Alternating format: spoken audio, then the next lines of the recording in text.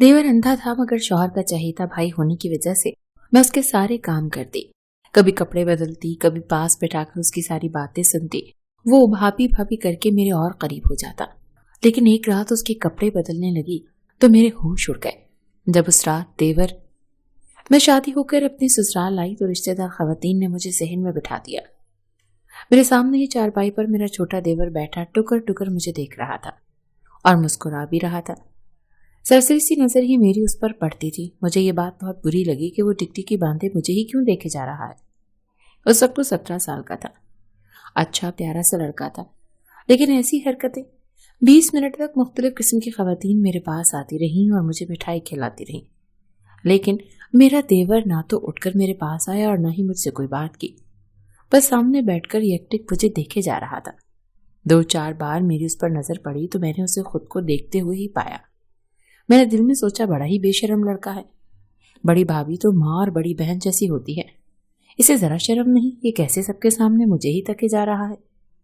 अब मैं माथे पर बल डाले उसे घूरने लगी, लेकिन अजीब पागल था, बस मुझे ही देखे जा रहा था और मुस्कुराए जा रहा था। मुझे उसके यूं मुस्कुराने पर गुस्सा आने लगा था। बहरहाल रस्में खत्म हुई और मैं अपने कमरे में आ गई। मेरा मूड बहुत ही खराब हो गया था। उस पर एजाज भी मेरे कमरे में देर से आए तो मैं बिल्कुल ही बेतासुर सी बैठी थी। वो मेरे पास आकर बैठे तो मैंने उन्हें गुस्से से देखा था। मुझे यूं बरहम देखकर कहने लगे, क्या बात है रुबीना। फिर वो समझे कि शायद वो काफी देर से कमरे में आए हैं, इसीलिए मैं नाराज हूँ। कहने लगे, मेरे दोस्त आज मेरा पीछा ही नहीं छोड़ रहे थे। तुम तो जानती हो ना, ऐसे मौकों पर दोस्तों की अटकेलियां उरूज पर होती हैं। बहरहाल फिर एजाज की तारीफ सुनकर मेरा मूड बहाल हो गया। मैंने देवर की बात को अपने शौहर के सामने दोहराया नहीं था कि क्या सोचेंगे, आते ही मेरे भाई के बारे में ऐसी बातें शुरू कर दी हैं। मेरा शौहर एजाज, उसका एक ही भाई था, बस एक छोटा भाई। हामिद वालिदैन हयात नहीं थे। घर में इस वक्त मैं, मेरा शौहर और हामिद था। सुबह जब मेरी आंख खुली तो एजाज कहने लगे कि आज का नाश्ता मैं बाजार से ही ले आया हूँ, लेकिन देखो मेरे घर पर कोई खवातीन नहीं है जो तुम्हारे नाज नखरे उठाएं। वो कहने लगे कि इसीलिए आज की मेहमान नवाजी तो मैंने निभा दी है, लेकिन कल से सब कुछ तुम्हें ही संभालना पड़ेगा। ये बात तो मैं पहले से जानती थी, इसीलिए मैंने कोई भी एतराज नहीं किया। जैसे ही मैं नाश्ता करने के लिए बाहर आई तो दस्तरखान पर मेरा देवर बैठा था। मैं उसके सामने बैठ गई। उसने मुझे सलाम किया और फिर मुझे देखकर मुस्कुराने लगा। जब एजाज दस्तरखान के पास आए तो मेरे बजाय हामिद के पास बैठ गए। उसकी प्लेट में चने डाले और नान तोड़कर अपने हाथ से खिलाने लगे। ये देखकर मुझे बड़ी हैरत हुई और इससे ज्यादा हैरत मुझे ये हुई कि हामिद अब भी सामने बैठा मुझे ही देखे जा रहा था। उसे तो अपने भाई का भी लिहाज नहीं था और गुस्सा मुझे एजाज पर भी आने लगा कि वो तो उसे टोक सकते हैं। और फिर ये भी मुझे अजीब लग रहा था कि एजाज उसे खुद क्यों खाना खिला रहे हैं। वो 17 साल का लड़का था, क्या खुद नहीं खा सकता था? मैंने कहा, एजाज हामिद खुद भी तो खा सकता है, आप अपना नाश्ता करें। मेरी बात सुनकर वो कहने लगे, रुबीना हामिद अंधा है, देख नहीं सकता। ये सुनना था कि मेरा निवाला हाथ में ही रह गया। मैं बड़ी हैरत से उसे देखने लगी। अच्छा खासा खूबसूरत लड़का था, उसकी आंखें भी ग्रीन कलर की थी, बेहद खूबसूरत थी। मुझे न जाने क्यों बड़ा ही दुख और अफसोस हुआ था कि उसकी आंखों में नूर नहीं था, वो देख नहीं सकता था। और कल से मैं न जाने दिल में उसे कितना बुरा भला कह चुकी थी। एजाज के चेहरे पर संजीदगी सी थी। कहने लगे कि हामिद बचपन ही से अंधा है, देख नहीं सकता। इसका बहुत इलाज करवाने की कोशिश की, लेकिन डॉक्टर कहते हैं कि ऑपरेशन से भी कोई फायदा नहीं है। एजाज कहने लगे, इसके सारे काम मैं ही करता हूँ, लेकिन अब ये तुम्हारी जिम्मेदारी है। तुम इसे अपना छोटा भाई समझकर इसके सारे काम किया करो। मैंने कहा, ठीक है, लेकिन मुझे बेहद अफसोस हुआ ये सुनकर। माशाल्लाह से हामिद दिखने में कितना खूबसूरत है। क्या ही अच्छा होता कि ये देख भी सकता। मेरी बात पर हामिद की आंखों से आंसू छलके थे।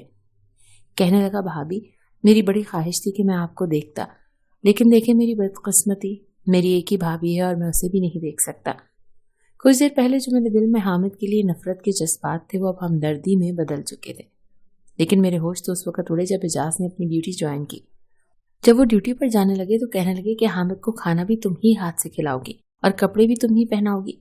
खाने का तो सुनकर ठीक था, लेकिन कपड़े, ये सुनकर तो मेरा दिमाग थोड़ा सा चकरा गया था। मैंने कहा, एजाज ये गैर मुनासिब सी बात है, मैं कैसे उसे कपड़े बदलवा सकती हूँ। कहने लगे कि छोटे भाइयों की तरह समझो उसे। यार अब मैं ऑफिस के काम संभालूं या उसे संभालूं, बहरहाल तुम खुद मैनेज कर लेना। ये कहकर वो चले गए। मैं बेहद परेशान थी, अभी ये सोच ही रही थी कि क्या करूं क्या नहीं। जब मुझे हामिद के कमरे से पुकारने की आवाजें आई। वो भाभी भाभी कहकर पुकार रहा था। मैं उसके कमरे में गई तो वो पैंट और बनियान पहने खड़ा था। कहने लगा कि ये शर्ट मुझे पकड़ा दें। न जाने भाई ने कहाँ रख दी है, पूरे बेड पर हाथ मार मार कर देख चुका हूँ लेकिन समझ ही नहीं आ रही। उसकी शर्ट बेड के किनारे पर लटकी हुई थी। मैंने वो शर्ट उसे पकड़ा दी। उसने शर्ट पहन तो ली लेकिन बटन वो आड़े टेढ़े बंद कर रहा था। मजबूरन मुझे ही आगे बढ़ना पड़ा। मैंने कहा तुम छोड़ो, मैं तुम्हें बटन बंद करके देती हूँ। मैंने उसकी शर्ट के बटन बंद किए तो वो खुश हो गया। कहने लगा मेरे बाल भी बना दें भाभी। मैंने ड्रेसिंग से कंघा लिया और उसके बाल भी बना दिए। फिर कहने लगा मुझे अपने हाथ दे। मैंने कहा वो क्यों? कहने लगा दें तो। मैंने डरते डरते उसे अपना हाथ दिया। ये सोच रही थी कि वो क्यों मेरा हाथ पकड़ना चाहता है। उसने हाथ अपने दोनों हाथों में ले लिया। कहने लगा आपका बहुत बहुत शुक्रिया। ये कहकर उसने मेरा हाथ छोड़ दिया। आपको देख तो नहीं सकता लेकिन महसूस तो कर सकता हूँ, इसलिए आपका हाथ पकड़कर महसूस करना चाहता था कि भाभी कैसी होती है। मुझे तो माँ की मोहब्बत भी नसीब ना हुई। बहुत छोटा था जब मेरी वालिदा का इंतकाल हो गया। वालिद अभी 2 साल पहले ही फौत हुए हैं। जब तक मेरे वालिद जिंदा थे तो वही मुझे संभालते थे, लेकिन इसके बाद मेरी सारी जिम्मेदारी इजाज भाई पर आ गई। और शादी के बाद आपने भी चंद दिन अच्छे नहीं गुजारे कि मेरा बोझ आप पर पड़ गया। वो बड़ा अफसुर्दा सा ये कह रहा था। मैंने कहा तुम किसी पर बोझ नहीं हो, और मुझ पर तो बिल्कुल भी नहीं। मेरी बात पर वो मुस्कुराने लगा। कहने लगा आप बहुत अच्छी हैं, मेरा इतना ख्याल रखती हैं। लेकिन जैसे जैसे वक्त गुजरता गया मेरे देवर हामिद की हरकतें कुछ अजीब सी होने लगी।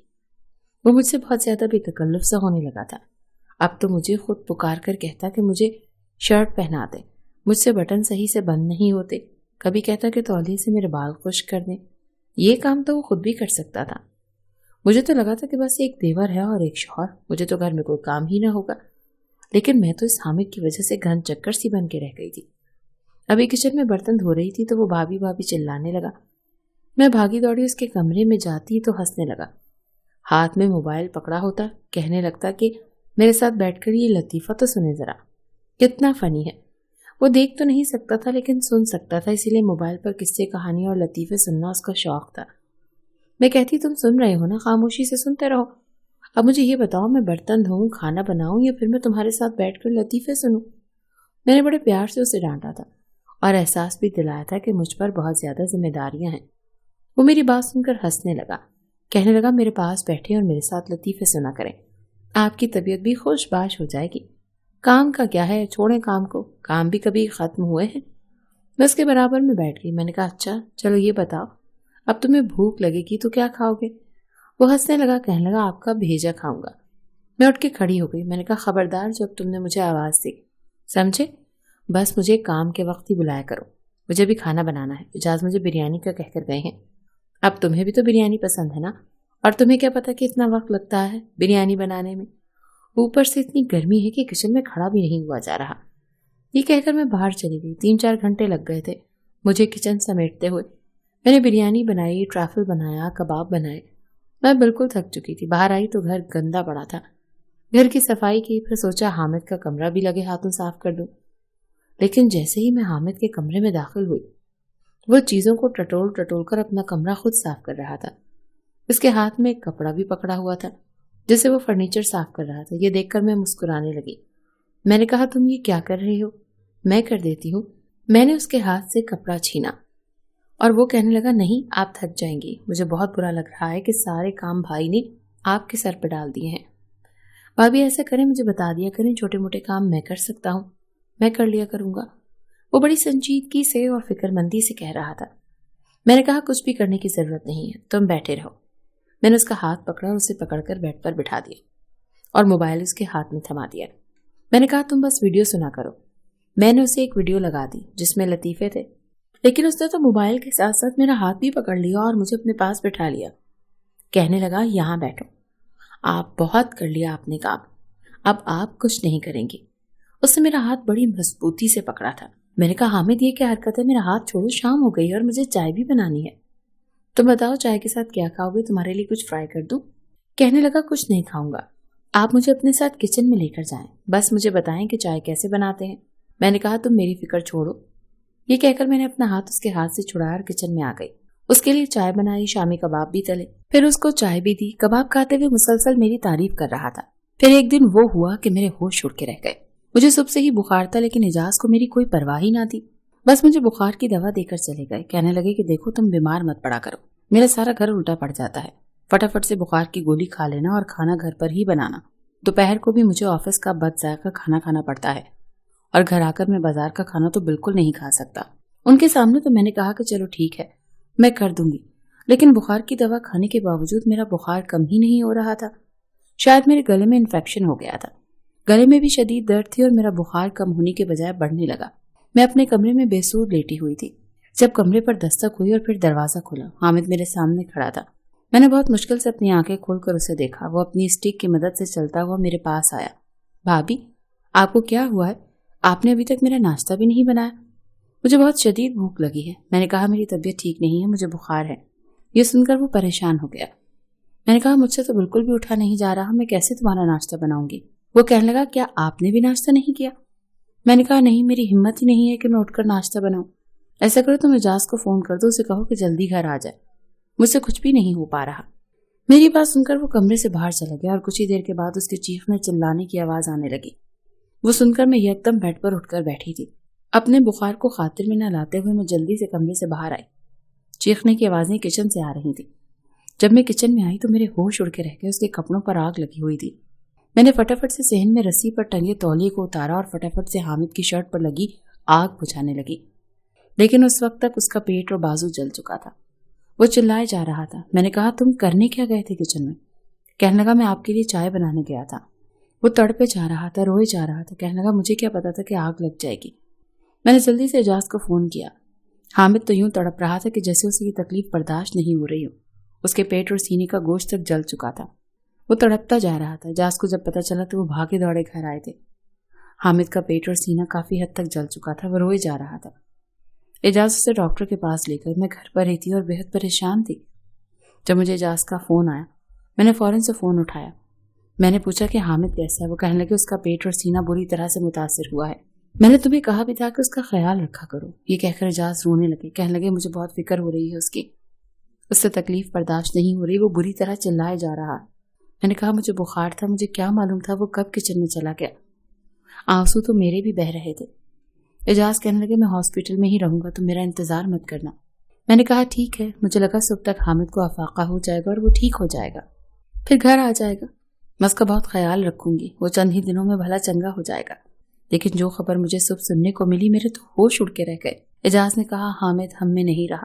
یہ سننا تھا کہ میں رونے لگی۔ میں نے کہا اعجاز یہ آپ کیا کہہ رہے ہیں؟ اس کو تو بس ذرا سی آگ ہی تو لگی تھی، ایسے کیسے کچھ ہو سکتا ہے؟ وہ کیسے مر سکتا ہے؟ میں روئے جا رہی تھی۔ رو تو اعجاز بھی رہے تھے۔ کہنے لگے آگ اس کے دل تک پہنچ چکی تھی۔ بہت کوشش کی ڈاکٹرز نے کہ وہ بچ جائے، لیکن اسے تکلیف صحیح نہیں جا رہی تھی۔ پوری رات میرا بھائی درد سے تڑپتا رہا تھا، میرا ہاتھ پکڑے یہی کہتا رہا تھا کہ بھائی میں مرنا نہیں چاہتا، مجھے جینا ہے، مجھے بچا لو، ابھی تو بہن جیسی بھابھی ملی ہے مجھے۔ لیکن وہ جا چکا تھا۔ یہ صدمہ ہم دونوں میاں بیوی کے لیے بہت بڑا تھا۔ مجھے اکثر گھر میں حامد کی بھابھی بھابھی پکارنے کی آوازیں آتی تھی۔ میں بھاگ کر جب اس کے کمرے میں جاتی تو خالی کمرہ دیکھ کر میں پھوٹ پھوٹ کر رونے لگتی۔ کبھی مجھے لگتا کہ وہ ہنس رہا ہے اور کہہ رہا ہے کہ بھابھی چھوڑیں سارے کام، میرے پاس آ کر بیٹھیں، میں آپ کو لطیفہ سناتا ہوں۔ چند ماہ بعد میں امید سے ہوئی تھی۔ اعجاز میرا بہت زیادہ خیال رکھنے لگے تھے، لیکن یہ پورا عرصہ بھی میں نے حامد کی یاد میں روتے ہی گزار دیا تھا۔ وہ بالکل بے ضرر سا انسان تھا اور میرا بہت احساس کرتا تھا۔ میں خود کو کوس رہی تھی کہ کاش میں اٹھ جاتی، ناشتہ بنا لیتی تو وہ یوں نہ جلتا۔ میرے گھر بیٹا پیدا ہوا تھا۔ اعجاز بہت خوش تھے، کہنے لگے نام تم اپنی مرضی کا اس کا رکھو۔ میں نے کہا مجھے اس کا نام حامد رکھنا ہے۔ میری بات سن کر اعجاز کی آنکھیں بھی آپ دیدہ ہو گئی تھی۔ میں نے اس بچے کو سینے سے لگا لیا۔ میں نے کہا اللہ تعالیٰ نے ہمیں دوسرا حامد دے دیا ہے، یہی اب ہمارے غموں کا مداوا کرے گا۔